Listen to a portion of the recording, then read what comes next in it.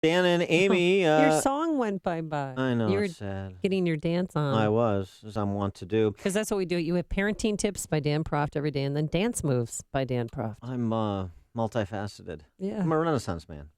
You want to hear the worst You Might Be a Redneck Jeff Foxworthy impersonation ever? Sure. You know, look, man, the other guy's base is what I grew up in.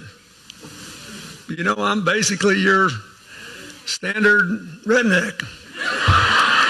I don't know. Al Gore gave him a little bit of competition yesterday. Your vote really, really, really counts.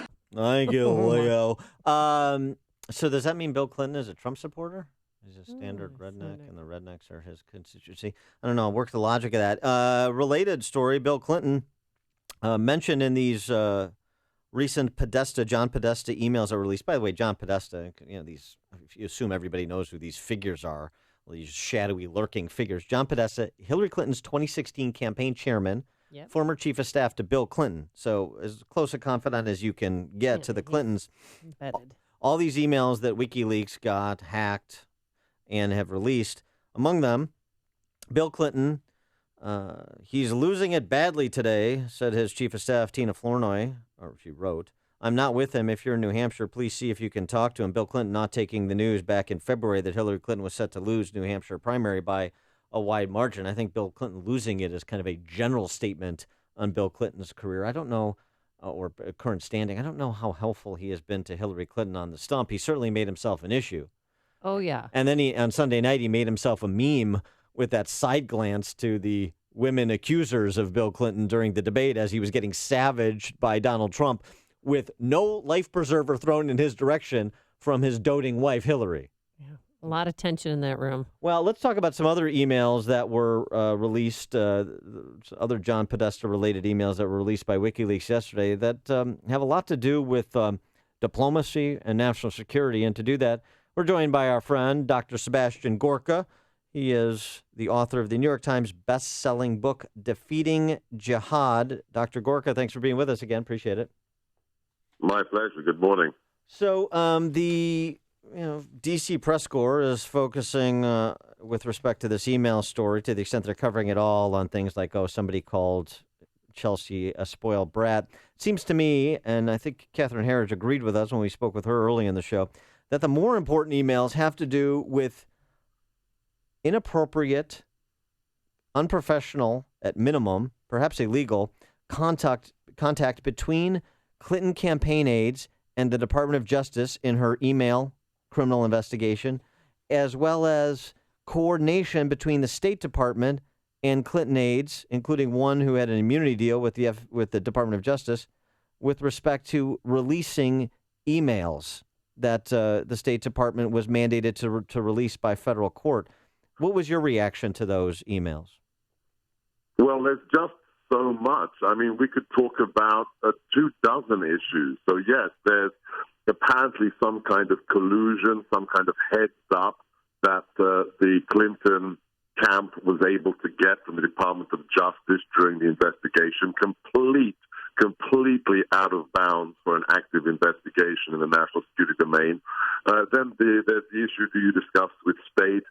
Then there's this whole slew of national security relevant speeches and emails that contradict everything that Hillary Clinton has said in public. So she gives a speech where she says no-fly zones in Syria are impossible. That's a private speech, which is actually a platform of her campaign when she says that's how we're going to solve the massacres in Syria.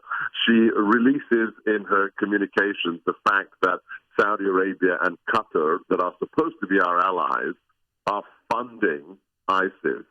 Then we have, on top of that, one of the most important of all, where she says in a private communication that the Jordanians, who are right there in the war zone, the closest you can be, the Jordanians, the Muslim nation, has no capacity to vet the refugees coming out of the war zone, to separate true refugees from jihadists.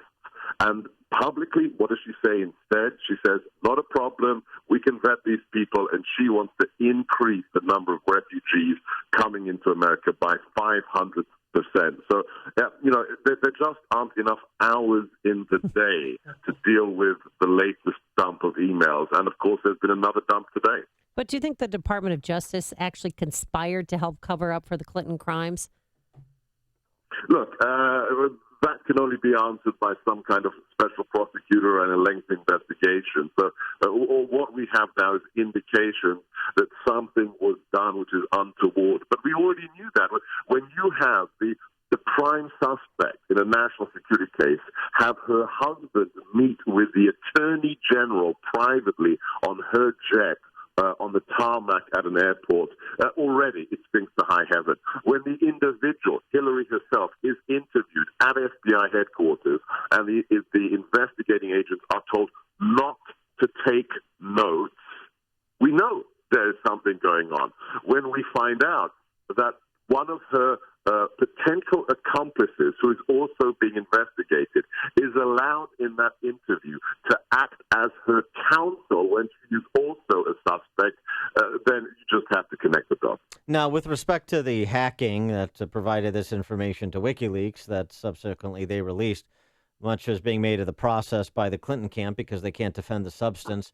And so accusing the Russians and accusing the Trump campaign of collaborating with the Russians. Sergei Lavrov, the Russian foreign minister, said that the Russians had no involvement with any hacking of these emails or anything else. And I mean, if you can't believe a Russian foreign minister, who can you believe? I detect a note of sarcasm. Correctly detected, yes. The Russians are bad guys. They're still bad guys. Remember, the head of state of that country was a former KGB colonel. That's all you need to know. But the idea that somehow the Kremlin is actively undermining the Clinton campaign doesn't make any sense at all. Remember, when she was Secretary of State, Hillary Clinton, she approved the sale of 20% of American uranium, the most strategic asset of our nation, the thing you make nuclear bombs out of.